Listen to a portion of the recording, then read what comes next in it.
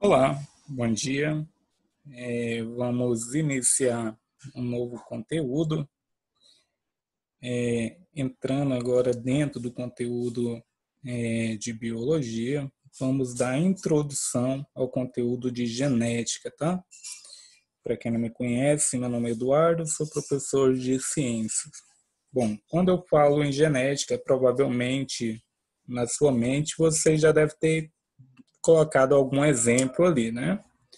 Então, tudo ao nosso redor que é vivo expressa alguma característica e muitas das vezes a gente fica intrigado com aquilo, como que aquela característica foi passada para aquele indivíduo, né?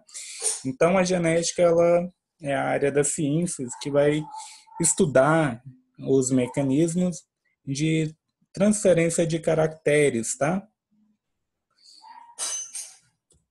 Bom, provavelmente na sua residência ou até mesmo próximo da sua casa, você já deve ter reparado alguma planta, né, que possui uma pigmentação diferente, e isso te deixou intrigado, ou até mesmo uma imagem que você recebe pela internet, como desse gatinho aqui com heterocromia, que é uma anomalia, né, que causa um olho de uma cor, outro olho de outro, né? Um com ausência de pigmentação da melanina e o outro com melanina, tá?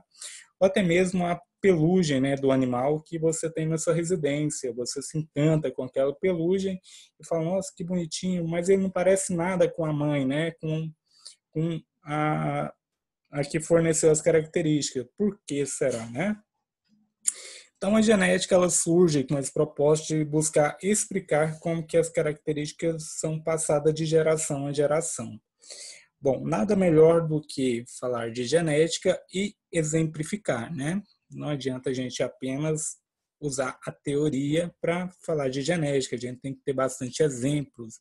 E é isso que essa aula propõe. Eu vou estar trazendo alguns exemplos para vocês de como é feito a aplicação da genética. E no decorrer das nossas aulas, vamos entender um pouco mais de como que as características são passadas de geração em geração, tá?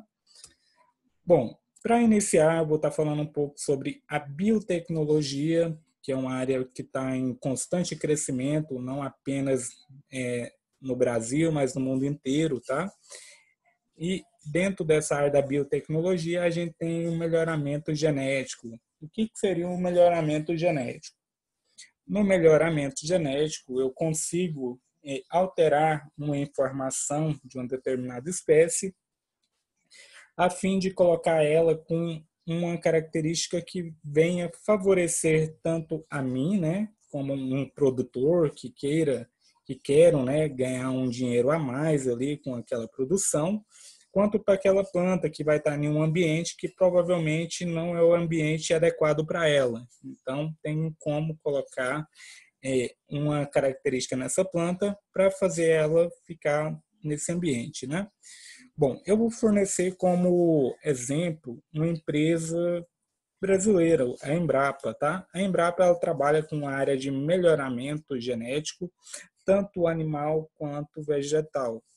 Então, em cima, né, acima aqui eu tenho alguns exemplos, eu tenho um campo, né, um plantio de soja e um plantio de milho, né? Como eu havia dito, o melhoramento ele consiste em colocar característica que vai favorecer essa espécie. Mas como que ocorre isso, né? Bom, vamos imaginar que essa região aqui que eu tenho, esse plantio de soja, era uma região de cerrado, uma região onde tem uma incidência solar muito grande, tá? Tem muito raio solar chegando nessa região. Se eu tiver uma planta igual, vamos imaginar a soja, né? Que seja com uma grande quantidade de liberação de água, ela perde água muito fácil para o meio, tá? Tem um estresse hídrico muito grande.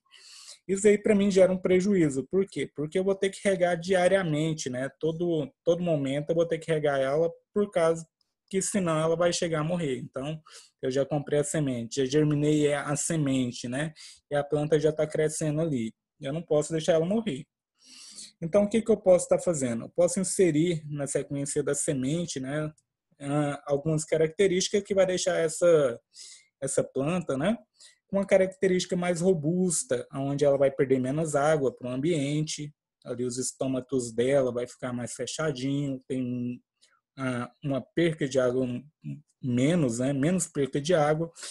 Com relação à herbivoria, essa planta ela pode ser menos palatável, né, ou seja, evitar as herbivorias, os ataques de outros animais. Isso daí iria me ajudar a economizar, porque eu não iria gastar nem com água, nem com veneno. Concorda comigo? Então, é assim que funciona o melhoramento. Eu consigo acrescentar e retirar sequências no genoma dessa espécie, a fim de favorecer ela naquele ambiente que eu quero, tá? E também a fim de fazer ela expressar aquilo que eu quero também. No milho, eu posso exemplificar como uma produção de amido ou aumento na quantidade de grão de milho, tá? Lembrando que, conforme a gente foi fazendo a seleção natural, né, dessas espécies, quando a gente começou a cultivar, algumas espécies tinham bem pouco grãozinho de milho. Hoje em dia, o nosso milho ele é cheio de grãos, né? E agora a gente já consegue aumentar a quantidade de amido dentro de cada grão. Então, isso aí está dentro da biotecnologia e engenharia genética, tá?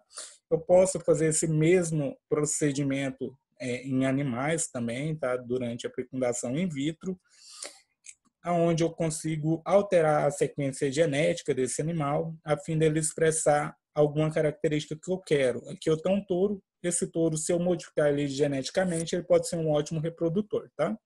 E um cavalo também, onde se eu modificar ele, pode ser um cavalo que tem um porte físico maior, né? Que será bom para corrida, onde a pessoa que comprar vai conseguir ter um lucro em cima, né? Porque tudo hoje em dia é visado o lucro.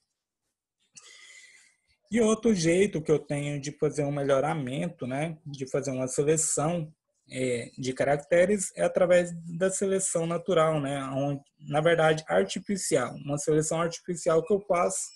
Aqui eu tenho duas imagens de dois pets, né, um cachorro e um gato. Geralmente, quando você compra um animal em uma pet shop, você compra um animal puro, né? Você até pergunta, esse animal é puro? Aí o veterinário fala, é puro, tá? Mas o que seria esse puro, tá?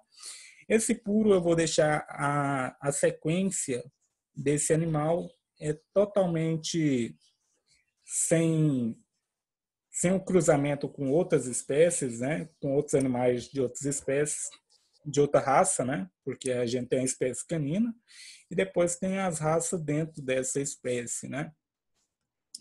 Então, eu deixo ela totalmente pura, ou seja, a variabilidade genética nesses animais será baixa, tá? Eles se mantêm uma sequência para deixar ela pura, porém ela vai ficar com uma variabilidade genética baixa. Isso pode ocasionar que, se algum dia ocorrer uma praga que desfavoreça essa espécie pode entrar em extinção, tá? Então, essa é a parte ruim de fazer uma seleção artificial, onde eu desfavoreço uma espécie.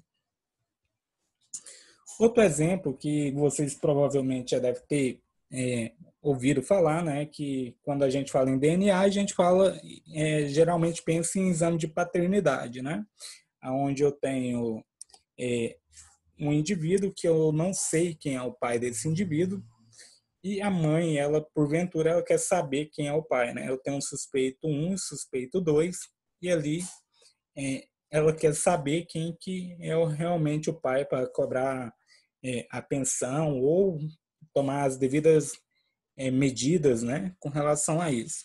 Então, aqui eu tenho um exemplo, né? Eu tenho uma mãe com um bebê aqui, e eu tenho um exemplo de exame de DNA. Como que ocorre, né?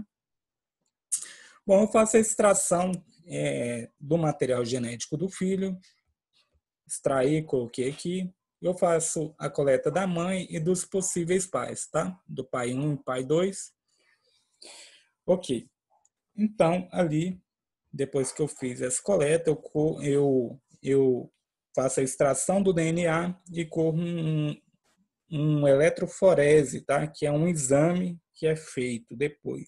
Nesse exame, ele vai me mostrar o bandeamento do DNA em pares de base, tá? Cada quadradinho pretinho desse daqui, ele vai mostrar para você um par de base diferente, tá? Seja ele 200, 400, 600, 800 e assim vai, tá? Então, ele vai mostrar assim para você. Bom, você pode perceber que a mãe, as características da mãe, ela persiste, né? Ela se assimila muito com a do filho, né? Então, as mesmas características geralmente bate a quantidade de pares de base, né?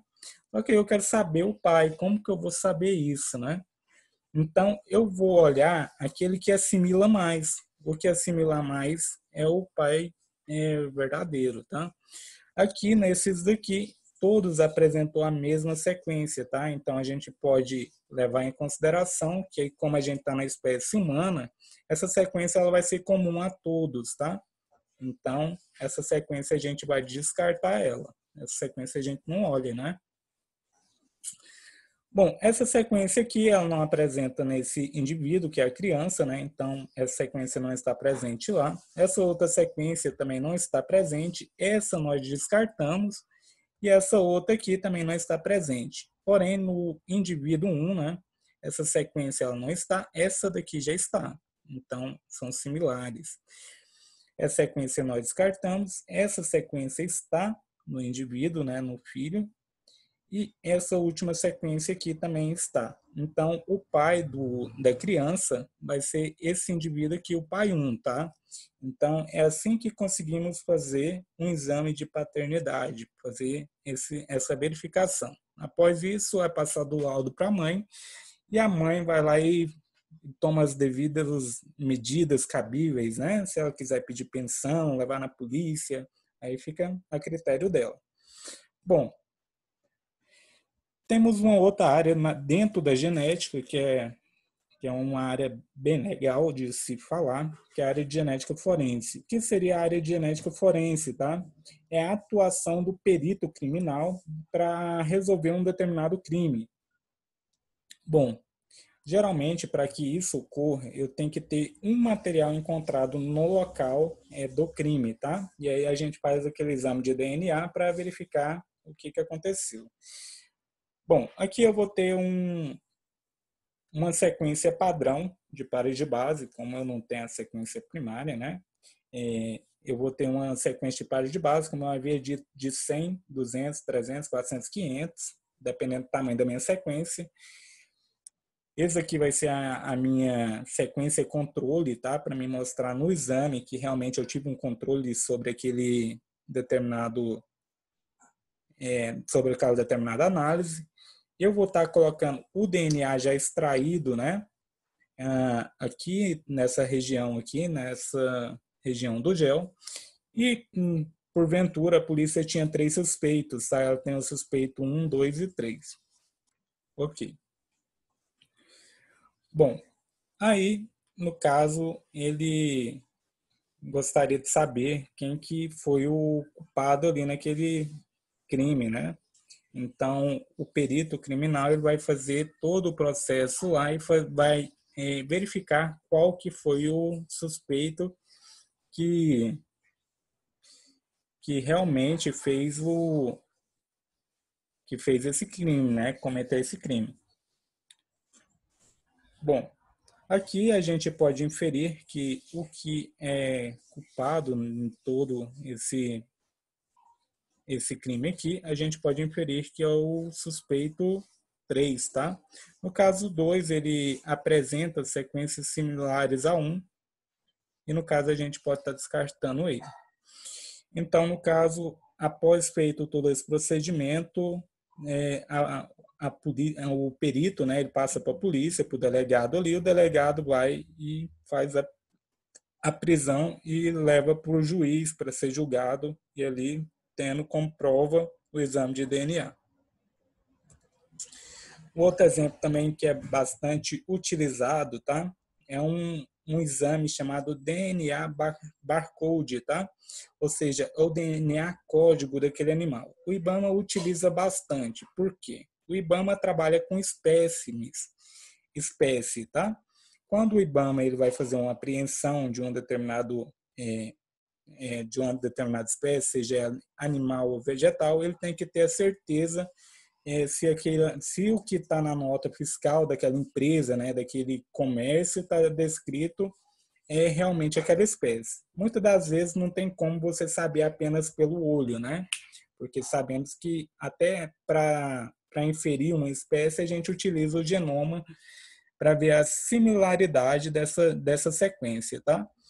Então, em épocas de quaresma, né, tem algum vendedor que geralmente pesca,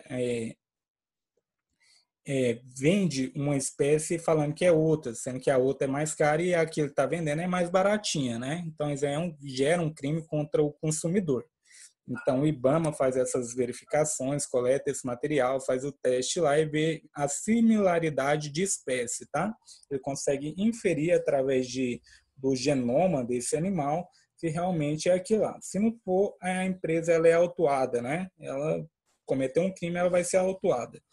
Ou até mesmo em época de piracema, quando tem uma espécie que não pode ser pescada, né? Por exemplo, essa espécie que não pode ser pescada pode ser só essa, né? E o indivíduo ele estava pescando essa, falando que era essa daqui. Bom, a similaridade é parecida, os dois é rosa, né? Então, para mim saber se realmente eu vou lá e faço o exame do DNA barcode, para mim saber qual espécie que é.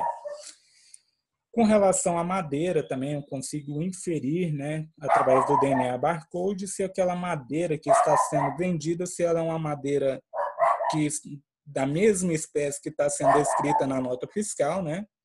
Ou se ela é uma madeira que para corte deveria ter uma licença ali fornecida pelo IBAMA.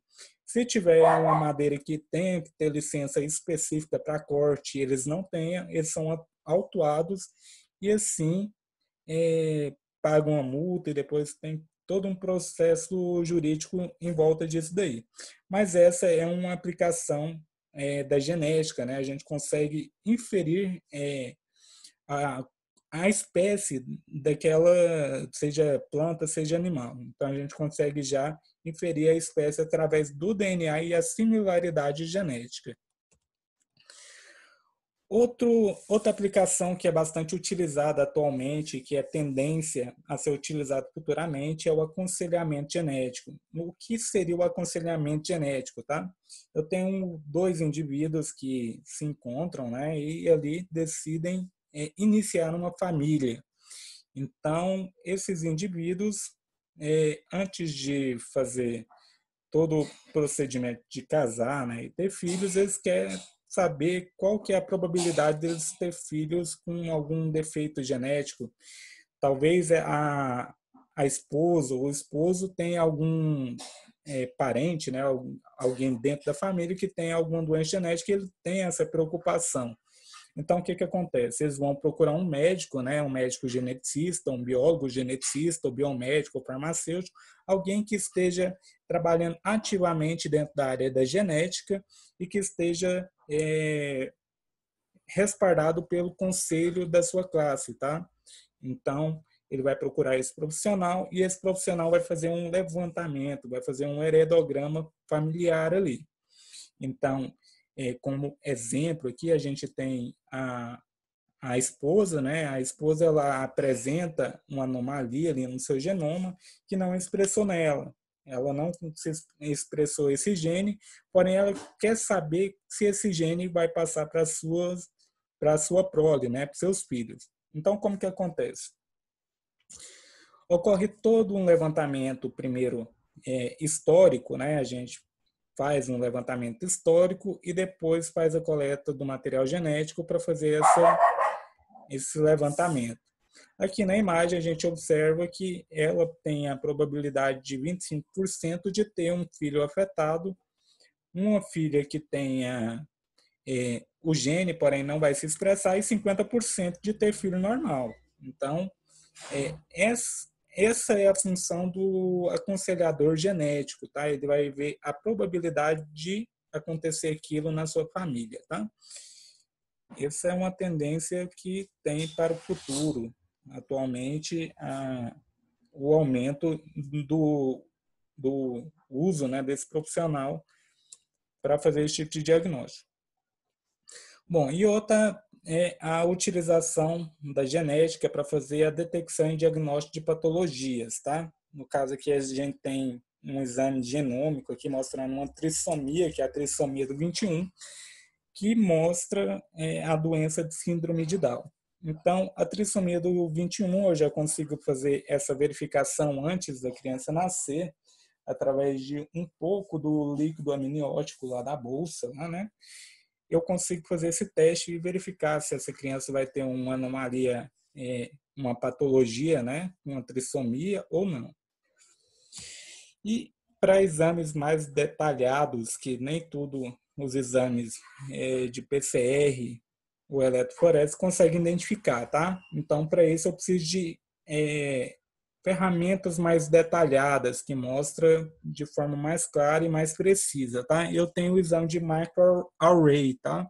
Esse exame ele ajuda a identificar pequenas deleções em sequências que visivelmente não dá para ver, mas através dessa ferramenta que a gente tem disponível, tá? Através da bioinformática, a gente já consegue inferir se o indivíduo ele tem essa patologia ou não, tá? E a ferramenta já fornece qual patologia que é. Bom, mas como que eu posso iniciar os meus estudos dentro do contexto genético, né? A gente viu que a genética ela é a transferência de características de uma geração para outra, ou seja, eu tenho uma característica agora. Se eu tiver um filho, ele vai ter parte dessa característica e o filho do meu filho também vai ter uma característica comum a nós três, né? Então, essa característica ela vai sendo passada dentro das gerações. Para mim entender um pouco, eu tenho que primeiro entender um pouco sobre a célula, né? A nossa célula é uma célula eucariota que tem como novidade evolutiva ali uma organização celular dentro de um núcleo ali. Esse núcleo ele tem uma membrana também, membrana nuclear ali, e o material genético vai ficar lá dentro do nucleolo, tá? Bom, quando aqui eu vou ter, né, uma microscopia de varredura de uma célula eucarionte, mostrando o nucleolo, mostrando o núcleo ali, mostrando também retículo endoplasmático, mitocôndria, entre outras organelas, tá? Então, eu sabendo a estrutura celular, eu já consigo começar a estudar o meu DNA em si, tá? O DNA, ele é o responsável por carregar toda a informação de um indivíduo, tá? Então, o seu material genético é praticamente um HD, ou se você quiser colocar um livro, tá? Ele leva a informação, tanto as suas informações, que são informações novas, quanto informações dos seus antepassados, tá? Ou seja, do seu pai e da sua mãe. Você vai ter 50% de informação da sua mãe ali impregnada em você e 50% de informação do seu pai também. Bom, vamos entender essa imagem. Eu tenho aqui um núcleo da célula. Dentro do núcleo da célula, eu vou ter ali os meus cromossomos. Aqui tem uma imagem aqui que está em uma fase de metáfase, né? O material genético está condensado em forma de cromossomo. Isso que geralmente acontece quando vai ter uma divisão celular, tá? Então, eu divido de forma iguais. Esse material é puxado para um polo, o outro é puxado para o outro, e ali faz a divisão celular, né? A citocinese, né? Ok. Então, vamos entender essa imagem aqui.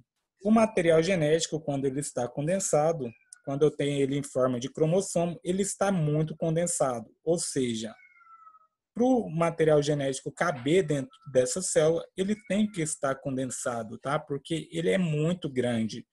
Se ele não ficasse condensado de forma dessa forma, ele não conseguiria permanecer dentro de uma pequena célula. A célula é muito pequena para caber tanta informação, tá? Então, nessa imagem, eu vou explorar ela um pouco.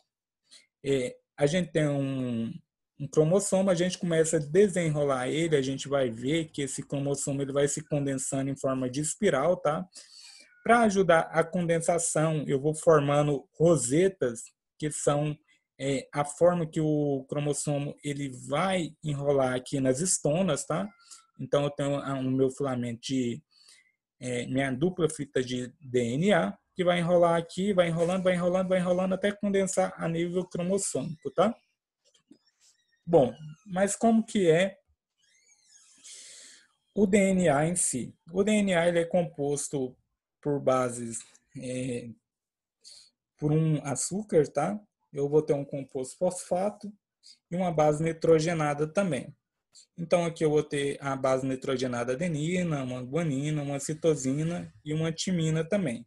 Quando for para o RNA, quando ele for transcrito para RNA, aqui no lugar da timina vai entrar uma uracila, tá?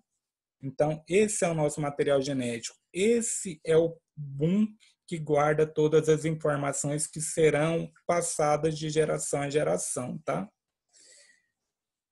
Bom, a primeira pessoa a fazer o registro do DNA foi essa mulher aqui, essa pesquisadora, tá? O nome dela é Rosalind Franklin. Ela foi a primeira pessoa a fazer esse registro aqui na foto de cima através de uma difração de raio-x. Ela conseguiu tirar uma foto do DNA, mesmo ele sendo tão pequeno, tá? Ela conseguiu tirar essa foto aqui.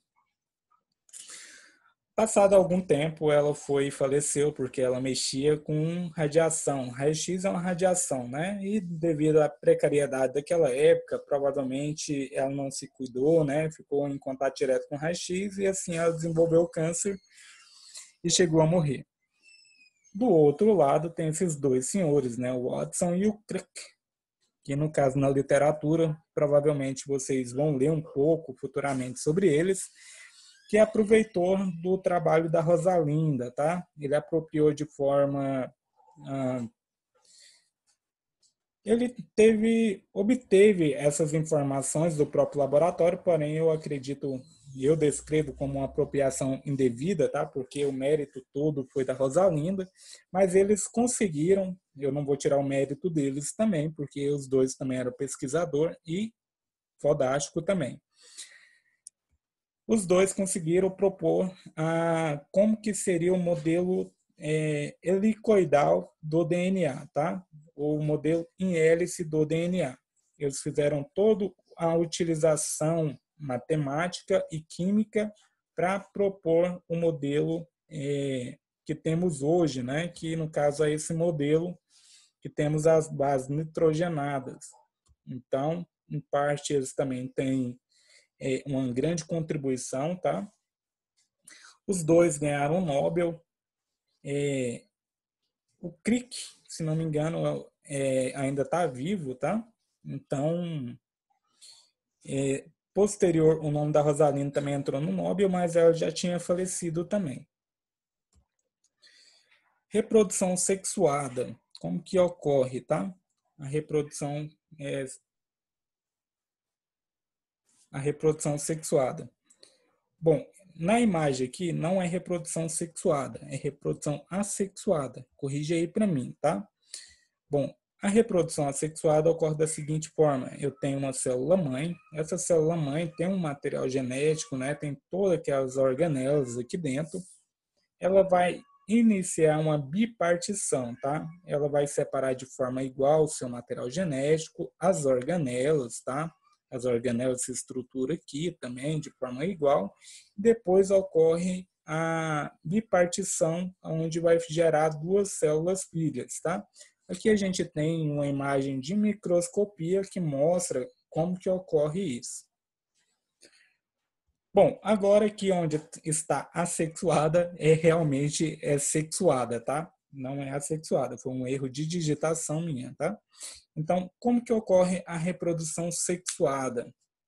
Bom, no caso, a reprodução sexuada, ela tem como fator a transmissão de caracteres, tá? No caso da assexuada, a informação que tem da célula mãe para as células fídeas vai ser a mesma, tá? Não vai diferir, não tem uma variabilidade genética dentro, mantém-se a mesma informação. Aqui já inicia uma variabilidade genética, tá? Na formação de gametas, tanto no gameta masculino quanto no gameta feminino. Ao produzir os gametas, né, que a gente tem um espermatozoide e tem um óvulo, eu vou ter uma redução, né? Eu tenho um indivíduo 2N na vida, né? Depois do indivíduo formado, ele vai ficar com 2N. Ele, na sua fase adulta, ele vai ter 2Ns ali, só que na produção gamética ocorre uma meiose, tá? Que vai reduzir esse número para 50%. Mas por quê, né? Que ele vai reduzir para 50%? Porque vai ter dois tipos de gameta, né? Vai ter o gameta masculino e vai ter também o gameta feminino. Então, a contribuição de cada vai ser 50% da informação, ou seja, 50% do genoma, tá? Então, eu vou ter a participação do gameta masculino com 50%, que a gente pode denominar ele de 1N, né? Como haploide. E, no caso, eu vou ter a fecundação. Tendo a fecundação, eu vou fazer a somatória, né? 50 mais 50, eu vou ter 100% ali, eu vou ter um indivíduo diploide, que é um embrião. Esse embrião desenvolve, forma faz todo aquele procedimento até nascer o menininho, né? Aí nasceu o menininho ali, ele já cresce e tem todo o ciclo de vida dele também. Bom, então é isso que é transmissão de caracteres, tá? Bom, para essa aula, eu propus algumas atividades que está na nossa sala virtual. Entra na nossa sala virtual e faça essa atividade. Qualquer dúvida que aparecer, você pode entrar em contato comigo, tá? Para a gente estar tentando tirar essa dúvida. Eu agradeço a sua participação até aqui. Tenha um ótimo dia e bom estudo, tá?